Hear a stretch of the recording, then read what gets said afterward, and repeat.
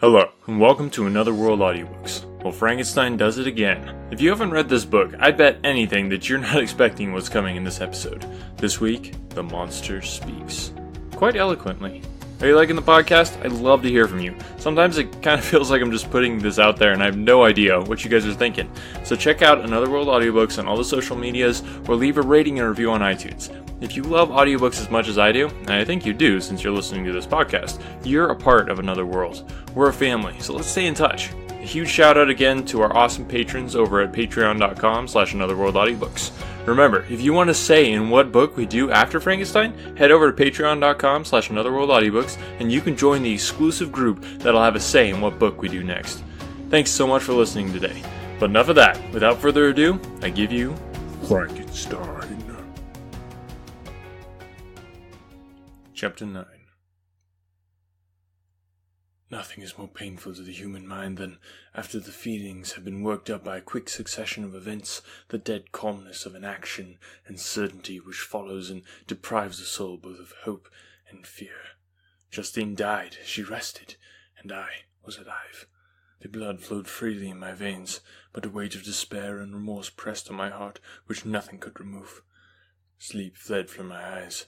I wandered like an evil spirit, for I had committed deeds of mischief beyond description horrible, and more, much more, I persuaded myself, was yet behind. Yet my heart overflowed with kindness and the love of virtue. I had begun life with benevolent intentions, and thirsted for the moment when I should put them in practice and make myself useful to my fellow beings. Now all was blasted. Instead of that serenity of conscience which allowed me to look back upon the past with self-satisfaction, and from thence to gather promise of new hopes, I was seized by remorse and the sense of guilt, which hurried me away to a hell of intense torture such as no language can describe. This state of mind preyed upon my health, which had perhaps never entirely recovered from the first shock it had sustained. I shunned the face of man. All sound of joy or complacency was torture to me. Solitude was my only consolation. Deep, dark, death-like solitude. My father observed with pain the alteration perceptible in my disposition and habits, and endeavoured by arguments deduced from the feelings of his serene conscience and guiltless life to inspire me with fortitude and awaken in me the courage to dispel the dark cloud which brooded over me. "Do you think, Victor," said he, "that I do not suffer also? No one could love a child more than I loved your brother." Tears came into his eyes as he spoke. "But it is not a duty to the survivors that we should refrain from augmenting their unhappiness by an appearance of immoderate grief. It is also a duty owed to yourself, for excessive sorrow prevents improvement or enjoyment, and even the discharge of daily usefulness, without which no man is fit for society." This advice, although good, was totally inapplicable to my case. I should have been the first to hide my grief and console my friends if remorse had not mingled its bitterness, and terror its alarm, with my other sensations. Now I could only answer my father with a look of despair, and endeavour to hide myself from his view. About this time we retired to our house at Belrive. This change was particularly agreeable to me. The shutting of the gates regularly at 10 o'clock, and the impossibility of remaining on the lake after that hour, had rendered our residence within the walls of Geneva very irksome to me. I was now free. Often, after the rest of the family had retired for the night, I took the boat and passed many hours upon the water. Sometimes, with my sails set, I was carried by the wind, and sometimes, after rowing into the middle of the lake, I left the boat to pursue its own course, and gave way to my own miserable reflections. I was often tempted, when all was at peace around me, and I the only unquiet thing that wandered restless in a scene so beautiful and heavenly, if I except some bat or the frogs whose harsh and interrupted croakings was heard only when I approached the shore. Often, I say, I was tempted to plunge into the silent lake, that the waters might close over me and my calamities forever. But I was restrained when I thought of the heroic and suffering Elizabeth, whom I tenderly loved, and whose existence was bound up in mine. I thought also of my father and surviving brother. Should I, by my base desertion, leave them exposed and unprotected to the malice of the fiend whom I let loose among them? At these moments I wept bitterly, and wished that peace would revisit my mind, only that I might afford them consolation and happiness. But that could not be. Remorse extinguished every hope. I had been the author of unalterable evils, and I lived in daily fear lest the monster whom I had created should perpetrate some new wickedness. I had an obscure feeling that all was not over, and that he would still commit some signal crime, which by its enormity should almost efface the recollection of the past. There was always scope for fear, so long as anything I loved remained behind. My abhorrence of this fiend cannot be conceived. When I thought of him, I gnashed my teeth, my eyes became inflamed, and I ardently wished to extinguish that life which I had so thoughtlessly bestowed. When I reflected on his crimes and malice, my hatred and revenge burst all bounds of moderation. I would have made a pilgrimage to the highest peaks of the Andes, could I, when there, have precipitated him to their base. I wished to see him again, that I might wreak the utmost extent of abhorrence on his head, and avenge the death of William and Justine. Our house was the house of mourning. My father's health was deeply shaken by the horror of the recent events. Elizabeth was sad and desponding. She no longer took delight in her ordinary occupations. All pleasure seemed to her sacrilege toward the dead. External woe and tears, she then thought, was the just tribute she should pay to innocence so blasted and destroyed. She was no longer that happy creature who in earlier youth wandered with me on the banks of the lake, and talked with ecstasy of our future prospects. The first of those sorrows which are sent to wean us from the earth had visited her, and its dimming influence quenched her dearest smiles. "When I reflect, my dear cousin," said she, "on the miserable death of Justine Moritz, I no longer see the world and its works as they before appeared to me. Before, I looked upon the accounts of vice and injustice that I read in books, or heard from others, as tales of ancient days or imaginary evils. At least they were remote and more familiar to reason than to the imagination. But now misery has come home, and men appear to me as monsters thirsting for each other's blood. Yet I am certainly unjust. Everybody believed that poor girl to be guilty, and if she could have committed the crime for which she suffered, assuredly she would have been the most depraved of human creatures. For the sake of a few jewels, to have murdered the son of her benefactor and friend, a child whom she had nursed from its birth, and appeared to love as if it had been her own. I could not consent to the death of any human being, but certainly I should have thought such a creature unfit to remain in the society of men. But she was innocent, I know, I feel she was innocent. You are of the same opinion, and that confirms me. Alas, Victor, when falsehood can look so like the truth, who can assure themselves of certain happiness? I feel as if I were walking on the edge of a precipice, towards which thousands are crowding, and endeavouring to plunge me into the abyss. William and Justine were assassinated, and the murderer escapes. He walks about the world free, and perhaps respected. But even if I were condemned to suffer on the scaffold for the same crimes, I would not change places with such a wretch." I listened to this discourse with the extremest agony. I, not indeed, but in effect, was the true murderer. Elizabeth read my anguish in my countenance, and kindly taking my hand, said, "My dearest friend, you must calm yourself. These events have affected me, God knows how deeply, but I am not so wretched as you are. There is an expression of despair, and sometimes of revenge in your countenance that makes me tremble. Dear Victor, banish these dark passions. Remember the friends around you, who centre all their hopes in you. Have we lost the power of rendering you happy? Ah, while we love, while we are true to each other, here in this land of peace and beauty, your native country, we may reap every tranquil blessing. What can disturb our peace?" And could not such words from her whom I fondly prized, before every other gift of fortune, suffice to chase away the fiend that lurked in my heart? Even as she spoke, I drew near to her, as if in terror, lest at that very moment the destroyer had been near to rob me of her. Thus not the tenderness of friendship, nor the beauty of earth, nor of heaven, could redeem my soul from woe. The very accents of love were ineffectual.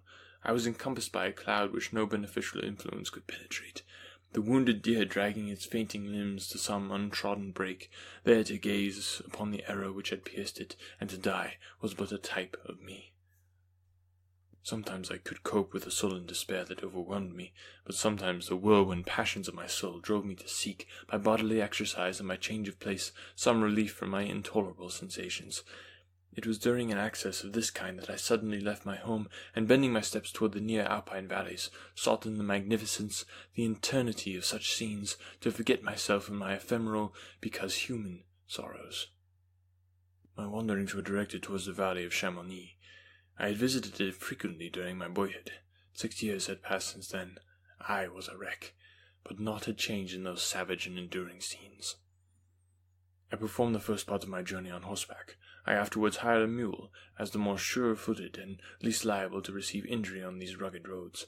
The weather was fine. It was about the middle of the month of August, nearly 2 months after the death of Justine, that miserable epoch from which I dated all my woe.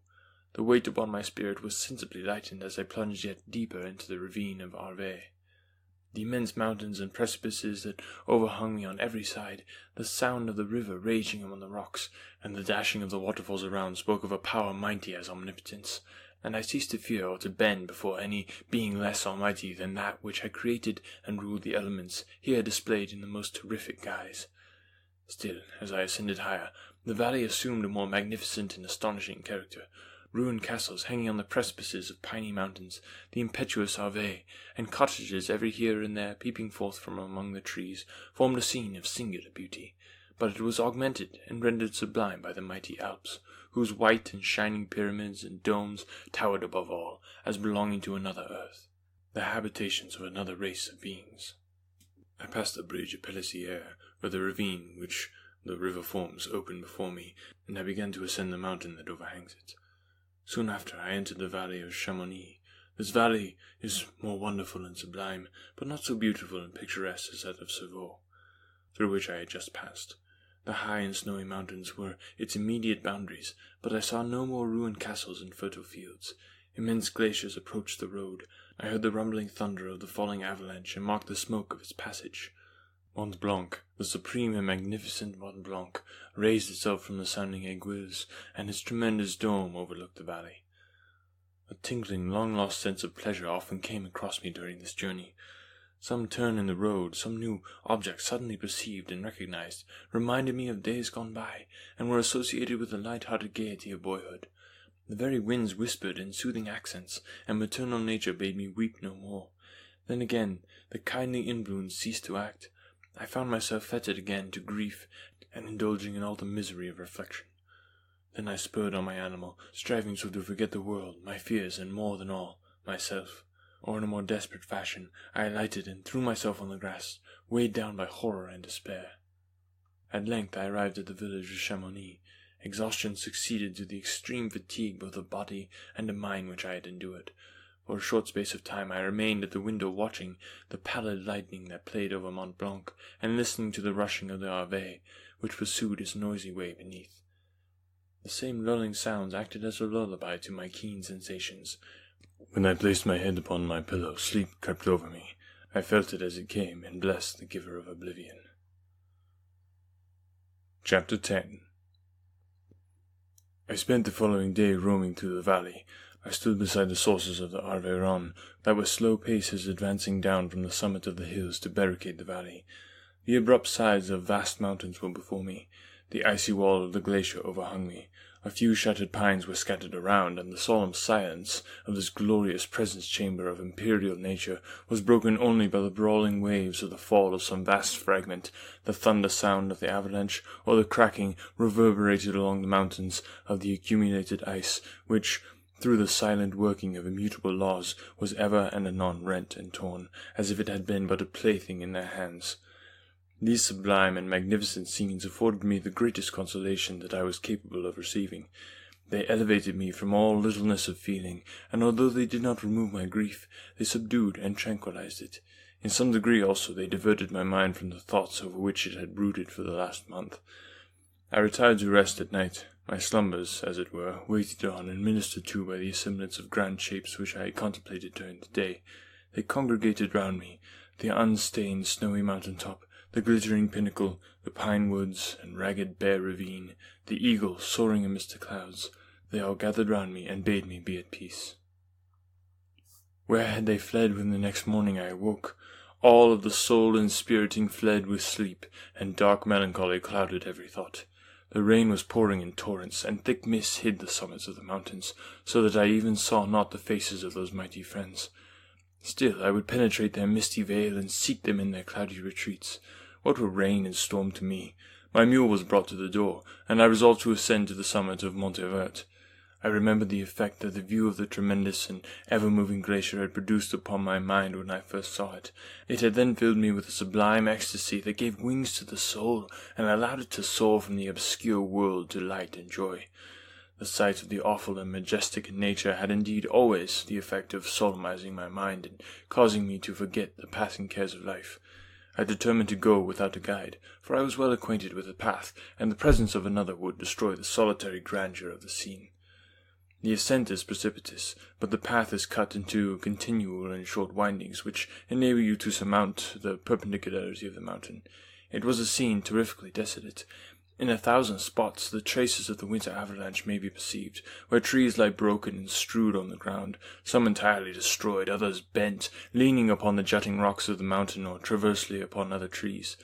The path, as you ascend higher, is intersected by ravines of snow, down which stones continually roll from above.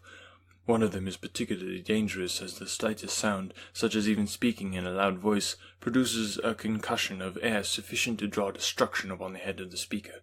The pines are not tall or luxuriant, but they are sombre and add an air of severity to the scene. I looked on the valley beneath. Vast mists were rising from the rivers which ran through it, and curling in thick wreaths around the opposite mountains, whose summits were hid in the uniform clouds, while rain poured from the dark sky and added to the melancholy impression I received from the objects around me. Alas! Why does man boast of sensibilities superior to those apparent in the brute? It only renders them more necessary beings. If our impulses were confined to hunger, thirst, and desire, we might be nearly free. But now we are moved by every wind that blows, and a chance word or scene that word may convey to us. We rest, a dream has power to poison sleep. We rise, one wandering thought pollutes the day. We feel, conceive or reason, laugh or weep, embrace fond woe, or cast our cares away. It is the same, for be it joy or sorrow, the path of its departure still is free. Man's yesterday may ne'er be like his morrow, naught may endure but mutability. It was nearly noon when I arrived at the top of the ascent. For some time I sat on the rock that overlooks the sea of ice. A mist covered both that and the surrounding mountains. Presently a breeze dissipated the cloud, and I descended upon the glacier. The surface is very uneven, rising like the waves of a troubled sea, descending low and interspersed by rifts that sink deep. The field of ice is almost a league in width, but I spent nearly 2 hours in crossing it. The opposite mountain is a bare, perpendicular rock. From the side where I now stood, Montevert was exactly opposite, at the distance of a league, and above it rose Mont Blanc in awful majesty. I remained in a recess of the rock, gazing on this wonderful and stupendous scene. The sea, or rather the vast river of ice, wound among its dependent mountains, whose aerial summits hung over its recesses. Their icy and glittering peaks shone in the sunlight over the clouds. My heart, which was before sorrowful, now swelled with something like joy. I exclaimed, "Wandering spirits, if indeed ye wander, and do not rest in your narrow beds, allow me this faint happiness, or take me as your companion, away from the joys of life." As I said this, I suddenly beheld the figure of a man at some distance, advancing toward me with superhuman speed. He bounded over the crevices in the ice, among which I had walked with caution. His stature, also, as he approached, seemed to exceed that of a man. I was troubled. A mist came over my eyes, and I felt a faintness seize me, but I was quickly restored by the cold gale of the mountains. I perceived, as the shape came nearer, sight tremendous and abhorred, that it was the wretch whom I had created. I trembled with rage and horror, resolving to wait his approach, and then close with him in mortal combat. He approached. His countenance bespoke bitter anguish, combined with disdain and malignity, while its unearthly ugliness rendered it almost too horrible for human eyes. But I scarcely observed this. Rage and hatred had at first deprived me of utterance, and I recovered only to overwhelm him with words expressive of furious detestation and contempt. "Devil!" I exclaimed. "Do you dare approach me? And do not you fear the fierce vengeance of my arm wreaked on your miserable head? Begone, vile insect, or rather stay, that I may trample you to dust, and oh, that I could, with the extinction of your miserable existence, restore those victims whom you have so diabolically murdered." "I expected this reception," said the demon. "All men hate the wretched. How, then, must I be hated, who am miserable beyond all living things? Yet you, my creator, detest and spurn me, thy creature, to whom thou art bound by ties only dissoluble by the annihilation of one of us. You propose to kill me. How dare you sport thus with life? Do your duty towards me, and I will do mine towards you and the rest of mankind. If you will comply with my conditions, I will leave them and you at peace. But if you refuse, I will glut the maw of death until it be satiated with the blood of your remaining friends. Abhorred monster! Fiend that thou art! The tortures of hell are too mild a vengeance for thy crimes. Wretched devil! You reproach me with your creation. Come on, then, that I may extinguish the spark which I so negligently bestowed. My rage was without bounds. I sprang on him, impelled by all the feelings which can arm one being against the existence of another.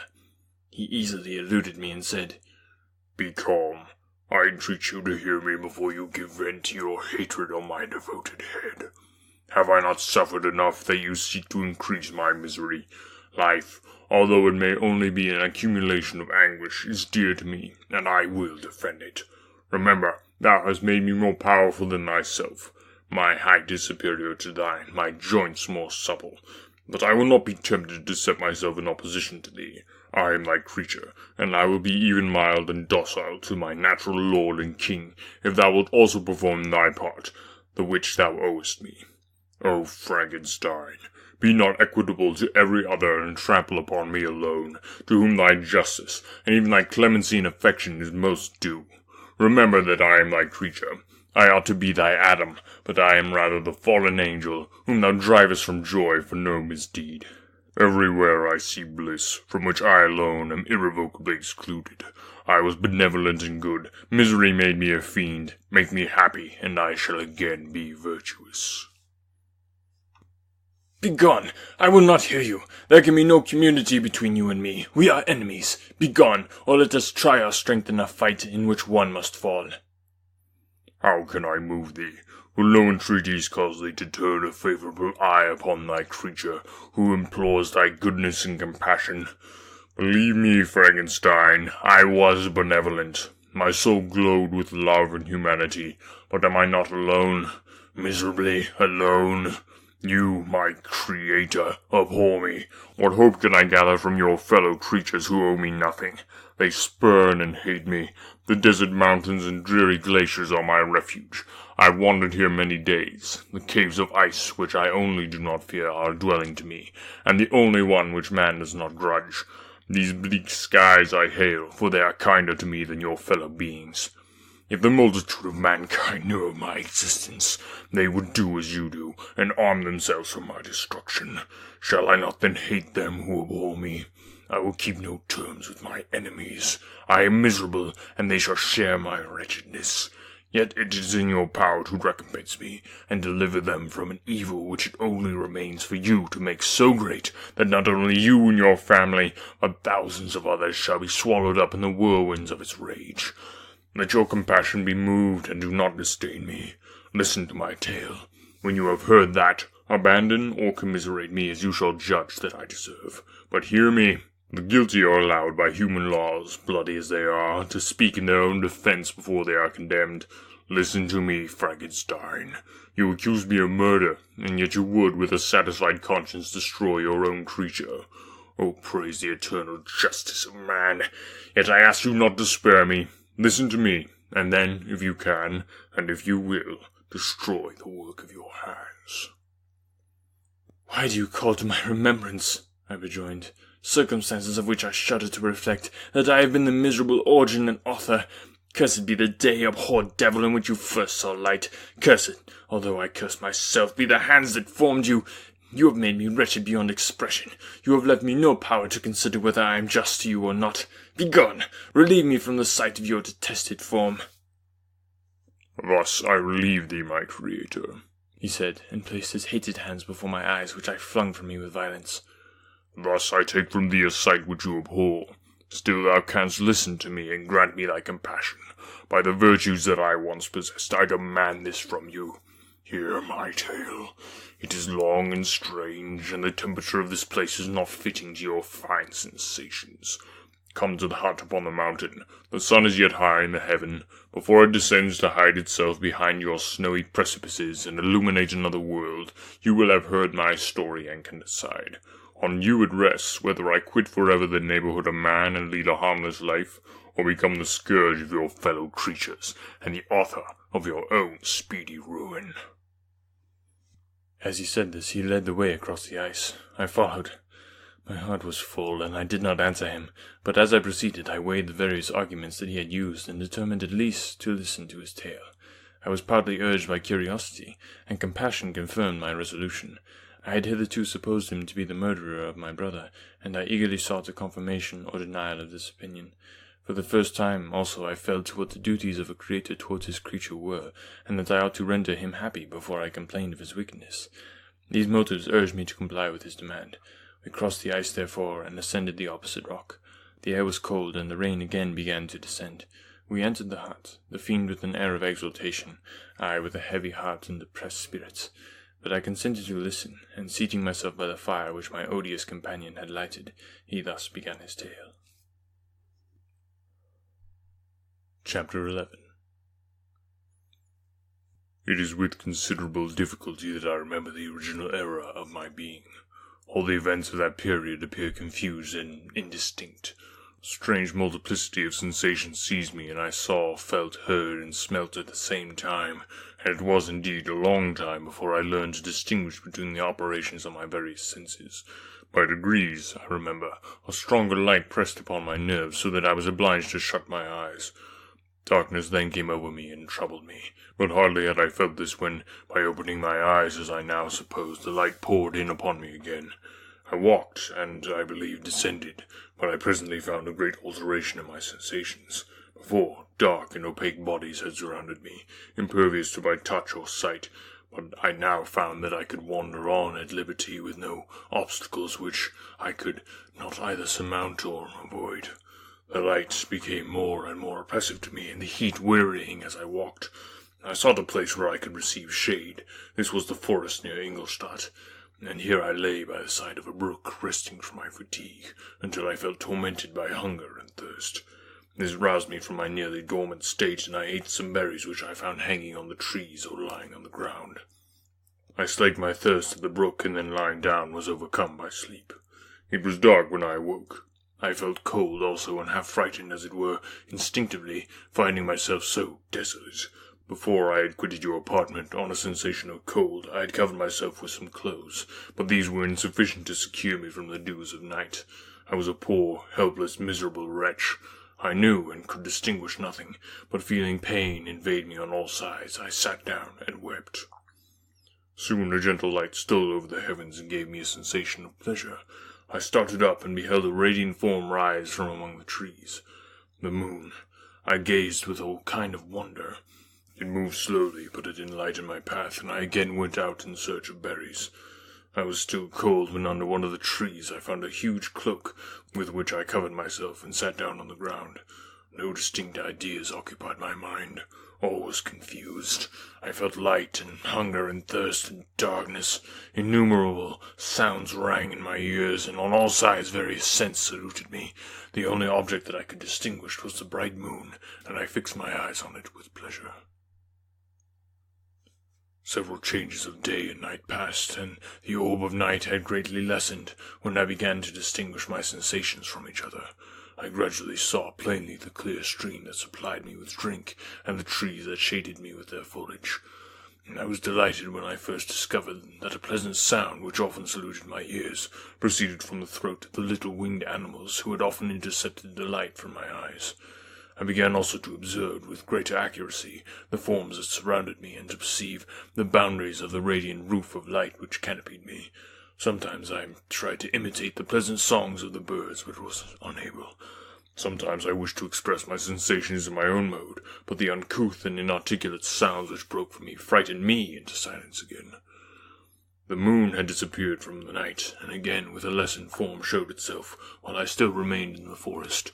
My sensations had by this time become distinct, and my mind received every day additional ideas. My eyes became accustomed to the light, and to perceive objects in their right forms. I distinguished the insect from the herb, and by degrees one herb from another. I found that the sparrow uttered none but harsh notes, whilst those of the blackbird and thrush were sweet and enticing. One day, when I was oppressed by cold, I found a fire which had been left by some wandering beggars, and was overcome with delight at the warmth I experienced from it.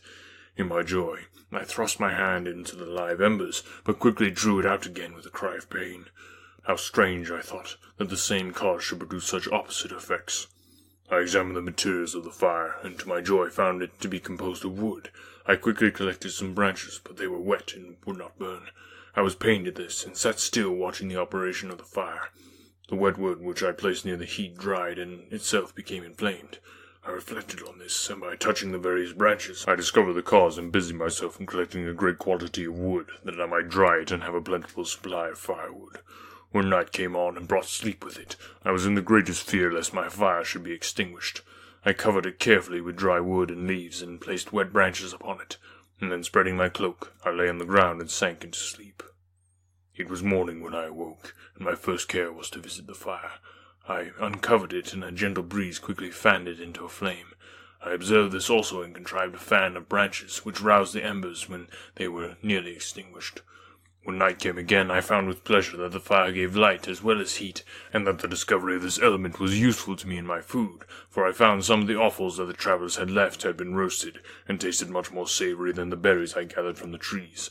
I tried therefore to dress my food in the same manner, placing it on live embers. I found that the berries were spoiled by this operation, and the nuts and roots much improved. Food, however, became scarce, and I often spent the whole day searching in vain for a few acorns to assuage the pangs of hunger.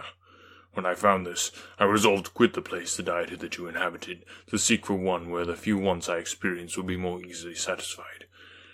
In this emigration I exceedingly lamented the loss of the fire which I had obtained through accident, and knew not how to reproduce it. I gave several hours to the serious consideration of this difficulty, but I was obliged to relinquish all attempt to supply it, and wrapping myself up in my cloak, I struck across the wood towards the setting sun. I passed 3 days in these rambles, and at length discovered the open country.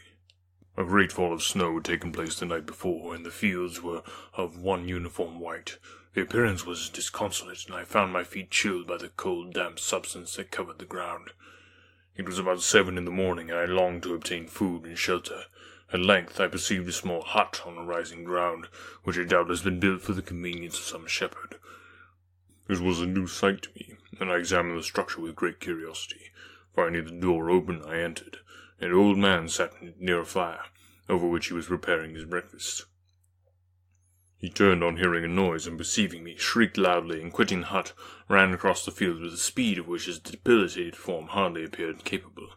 His appearance, different from any I had ever before seen, and his flight somewhat surprised me, but I was enchanted by the appearance of the hut. Here the snow and rain could not penetrate. The ground was dry, and it presented to me then as exquisite and divine a retreat as pandemonium appeared to the demons of hell after their suffering in the lake of fire. I greedily devoured the remnants of the shepherd's breakfast, which consisted of bread, cheese, milk, and wine. The latter, however, I did not like. Then, overcome by fatigue, I lay down among some straw and fell asleep. It was noon when I awoke, and allured by the warmth of the sun, which shone brightly on the white ground, I determined to recommence my travels, and depositing the remains of the peasant's breakfast in a wallet that I found, I proceeded across the fields for several hours, until at sunset I arrived at a village. How miraculous did this appear! The huts, the neater cottages, and stately houses engaged my admiration by turns. The vegetables in the gardens, the milk and cheese that I saw placed on the windows of some of the cottages, allured my appetite. One of the best of these I entered, but I had hardly placed my foot within the door before the children shrieked, and one of the women fainted. The whole village was roused. Some fled, some attacked me, until grievously bruised by stones and many other kinds of missile weapons, I escaped to the open country, and fearfully took refuge in a low hovel, quite bare, and making a wretched appearance after the palaces I beheld in the village. This hovel, however, joined a cottage of a neat and pleasant appearance, but after my late dearly bought experience, I dared not enter it. My place of refuge was constructed of wood, but so low that I could with difficulty sit upright in it. No wood, however, was placed on the earth, which formed the floor, but it was dry, and although the wind entered in innumerable chinks, I found it an agreeable asylum from the snow and rain. Here then I retreated and lay down, happy to have found a shelter, however miserable, from the inclemency of the season, and still more from the barbarity of man. As soon as morning dawned, I crept from my kennel, that I might view the adjacent cottage, and discover if I could remain in the habitation I had found. It was situated against the back of the cottage, and surrounded on the sides, which were exposed by a pigsty and a clear pool of water. One part was open, and by that I had crept in, but now I covered every crevice by which I might be perceived with stones and wood, yet in such a manner that I might move them on occasion to pass out. All the lights I enjoyed came through the sty, and that was sufficient for me. Having thus arranged my dwelling and carpeted it with clean straw, I retired, for I saw the figure of a man at a distance, and I remembered too well my treatment the night before to trust myself in his power. I had first, however, provided for my sustenance for the day by a loaf of coarse bread, which I purloined, and a cup with which I could drink more conveniently than from my hand of the pure water which flowed by my retreat. The floor was a little raised, so that it was kept perfectly dry, and by its vicinity to the chimney of the cottage it was tolerably warm. Being thus provided, I resolved to reside in this hovel until something should occur which might alter my determination. It was indeed a paradise compared to the bleak forest, my former residence, the rain-dropping branches and dank earth. I ate my breakfast with pleasure, and was about to remove a plank to procure myself a little water when I heard a step, and looking through a small chink, I beheld a young creature with a pail on her head passing before my hovel. The girl was young and of gentle demeanour, unlike what I have since found cottagers and farmhouse servants to be. Yet she was meanly dressed, a coarse blue petticoat and a linen jacket being her only garb. Her fair hair was plaited but not adorned. She looked patient yet sad. I lost sight of her, and in a quarter of an hour she returned bearing the pail, which was now partly filled with milk. Seemingly encumbered by the burden, a young man met her, whose countenance expressed a deeper despondence. Uttering a few sounds with an air of melancholy, he took the pail from her head and bore it to the cottage himself. She followed, and they disappeared. Presently I saw the young man again, with some tools in his hand, cross the field behind the cottage, and the girl was also busied, sometimes in the house and sometimes in the yard. I found that one of the windows of the cottage had formerly occupied a part of it, but the panes had been filled up with wood. In one of these was a small and almost imperceptible chink through which the eye could just penetrate. Through this crevice a small room was visible, whitewashed and clean, but very bare of furniture. In one corner, near a small fire, sat an old man, leaning his head on his hands in a disconsolate attitude. The young girl was occupied in arranging the cottage, but presently she took something out of a drawer, which employed her hands, and she sat down beside the old man, who, taking up an instrument, began to play and to produce sounds sweeter than the voice of the thrush or the nightingale.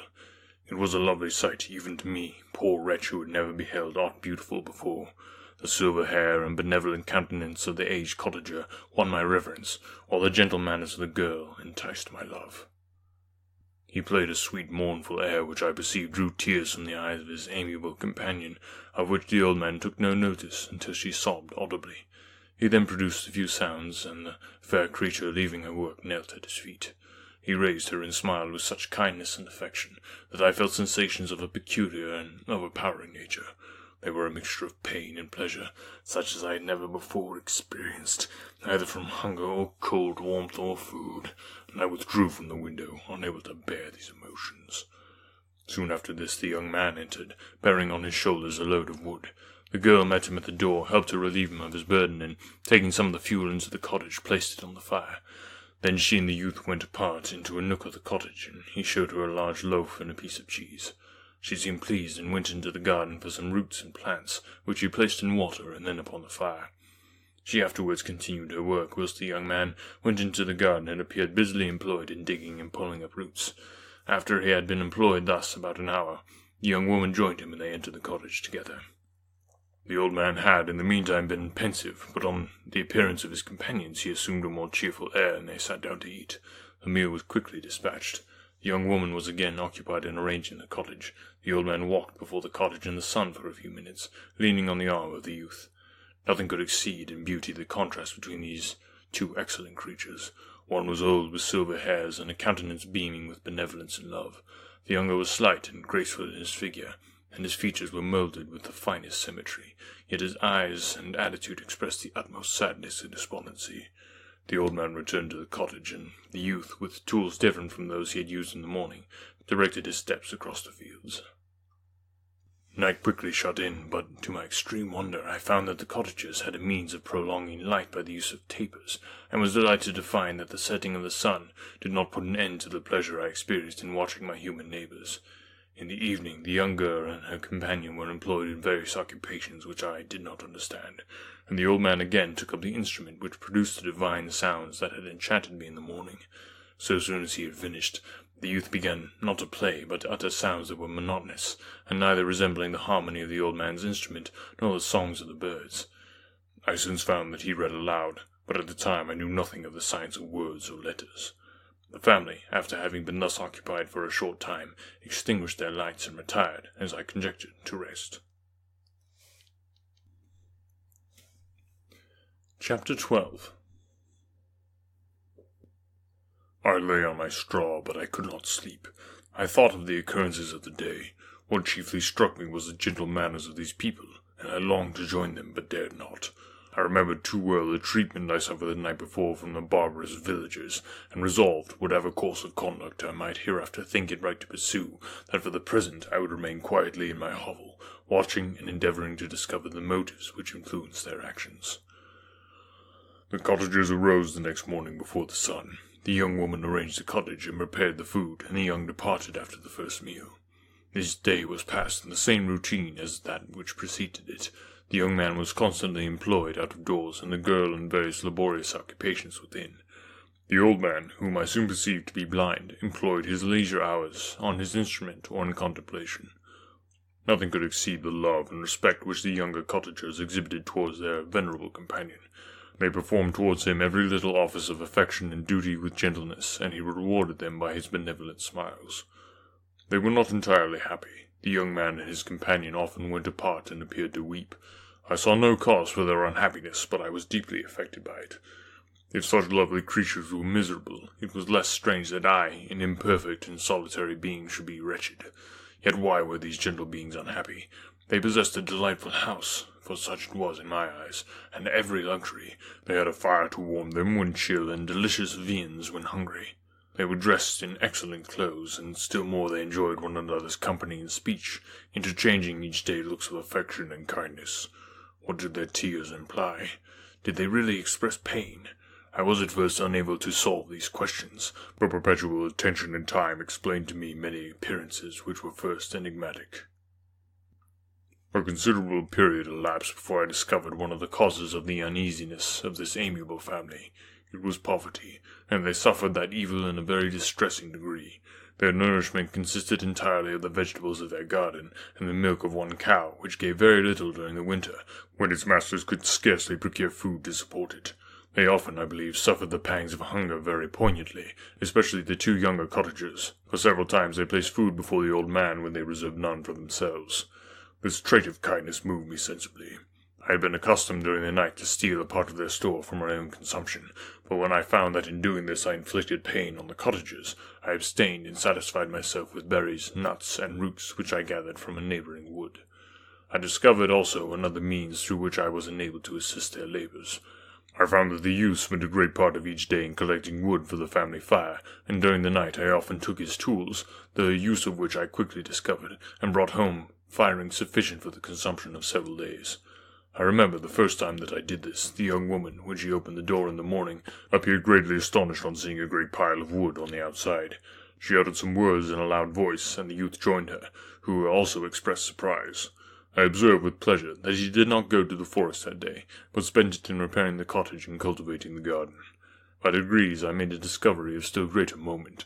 I found that these people possessed a method of communicating their experience and feelings to one another by articulate sounds. I perceived that the words they spoke sometimes produced pleasure or pain, smiles or sadness, in the minds and countenances of the hearers. This was indeed a godlike science, and I ardently desired to be acquainted with it, but I was baffled in every attempt I made for this purpose. Their pronunciation was quick, and the words they uttered not having any apparent connection with visible objects, I was unable to discover any clue by which I could unravel the mystery of their reference. By great application, however, and after having remained during the space of several revolutions of the moon in my hovel, I discovered the names that were given to some of the most familiar objects of discourse. I learned and applied the words fire, milk, bread, and wood. I learned also the names of the cottagers themselves. The youth and his companion had each of them several names, but the old man had only one, which was father. The girl was called sister, or Agatha, and the youth Felix, brother, or son. I cannot describe the delight I felt when I learned the ideas appropriated to each of these sounds, and was able to pronounce them. I distinguished several other words without being able as yet to understand or apply them, such as good, dearest, unhappy. I spent the winter in this manner. The gentle manners and beauty of the cottages greatly endeared them to me. When they were unhappy, I felt depressed. When they rejoiced, I sympathized in their joys. I saw few human beings besides them, and if any other happened to enter the cottage, their harsh manners and rude gait only enhanced to me the superior accomplishments of my friends. The old man, I could perceive, often endeavored to encourage his children, as sometimes I found that he called them, to cast off their melancholy. He would talk in a cheerful accent, with an expression of goodness that bestowed pleasure even upon me. Agatha listened with respect, her eyes sometimes filled with tears, which she endeavored to wipe away unperceived. But I generally found that her countenance and tone were more cheerful after having listened to the exhortations of her father. It was not thus with Felix. He was always the saddest of the group, and even to my unpractised senses, he appeared to have suffered more deeply than his friends. But if his countenance was more sorrowful, his voice was more cheerful than that of his sister, especially when he addressed the old man. I could mention innumerable instances which, although slight, marked the dispositions of these amiable cottagers. In the midst of poverty and want, Felix carried with pleasure to his sister the first little white flower that peeped out from beneath the snowy ground. Early in the morning, before she had risen, he cleared away the snow that obstructed her path to the milk-house, drew water from the well, and brought the wood from the outhouse, where, to his perpetual astonishment, he found his store always replenished by an invisible hand. In the day, I believe, he worked sometimes for a neighbouring farmer, because he often went forth and did not return until dinner, yet brought no wood with him. At other times he worked in the garden, but as there was little to do in the frosty season, he read to the old man and Agatha. His reading had puzzled me extremely at first, but by degrees I discovered that he uttered many of the same sounds when he read as when he talked. I conjectured, therefore, that he found on the paper signs for speech which he understood, and I ardently longed to comprehend these also. But how was that possible when I did not even understand the sounds for which they stood as signs? I improved, however, sensibly in this science, but not sufficiently to follow up any kind of conversation. Although I applied my whole mind to the endeavour, for I easily perceived that, although I eagerly longed to discover myself to the cottagers, I ought not to make the attempt until I had first become master of their language, which knowledge might enable me to make them overlook the deformity of my figure, for with this also the contrast perpetually presented to my eyes had made me acquainted. I had admired the perfect forms of my cottagers, their grace, beauty, and delicate complexions, but how was I terrified when I viewed myself in a transparent pool. At first I started back, unable to believe that it was indeed I who was reflected in the mirror, and when I became fully convinced that I was in reality the monster that I am, I was filled with the bitterest sensations of despondence and mortification. Alas, I did not yet entirely know the fatal effects of this miserable deformity. As the sun became warmer and the light of day longer, the snow vanished, and I beheld the bare trees and black earth. From this time Felix was more employed, and the heart-moving indications of impending famine disappeared. Their food, as I afterwards found, was coarse, but it was wholesome, and they procured a sufficiency of it. Several new kinds of plants sprang up in the garden, which they dressed, and these signs of comfort increased daily as the season advanced. The old man, leaning on his son, walked each day at noon, when it did not rain, as I found it was called, when the heavens poured forth its waters. This frequently took place, but a high wind quickly dried the earth, and the season became far more pleasant than it had been. My mode of life in my hovel was uniform. During the morning I attended the motions of the cottagers, and when they disappeared in various occupations, I slept. The remainder of the day was spent in observing my friends. When they had retired to rest, if there was any moon or the night was starlight, I went into the woods and collected my own food and fuel for the cottage. When I returned, as often as it was necessary, I cleared these paths from the snow and performed those offices that I had seen done by Felix. I afterwards found that these labours, performed by an invisible hand, greatly astonished them, and once or twice I heard them, on these occasions, utter the words good spirit, wonderful, but I did not then understand the signification of these terms. My thoughts were now more active, and I longed to discover the motives and feelings of these lovely creatures. I was inquisitive to know why Felix appeared so miserable, and Agatha so sad. I thought, foolish wretch, that it might be in my power to restore happiness to these deserving people. When I slept or was absent, the forms of the venerable blind father, the gentle Agatha, and the excellent Felix flitted before me. I looked upon them as superior beings who would be the arbiters of my future destiny. I formed in my imagination 1,000 pictures of presenting myself to them in their reception of me. I imagined that they would be disgusted, until, by my gentle demeanor and conciliating words, I should first win their favor and afterwards their love. These thoughts exhilarated me and led me to apply with fresh ardor to the acquiring of the art of language. My organs were indeed harsh but subtle, and although my voice was very unlike the soft music of their tones, yet I pronounced such words as I understood with tolerable ease. It was as the ass and the lapdog, yet surely the gentle ass whose intentions were affectionate, although his manners were rude, deserved better treatment than blows and execration. Pleasant showers and genial warmth of spring greatly altered the aspect of the earth. Men who before this change seemed to have been hid in caves dispersed themselves and were employed in various arts of cultivation. The birds sang in more cheerful notes, and the leaves began to bud forth on the trees. Happy, happy earth! Fit habitation for gods, which so short a time before was bleak, damp, and unwholesome. My spirits were elevated by the enchanting appearance of nature. The past was blotted from my memory, the present was tranquil, and the future gilded by bright rays of hope and anticipations of joy. Thanks so much for listening today. I so appreciate your support. Tune in next week to find out what happens next. And remember, if you enjoy the podcast, you can pay us the highest compliment by just telling a friend. Free audiobooks are designed to be shared. Till next week.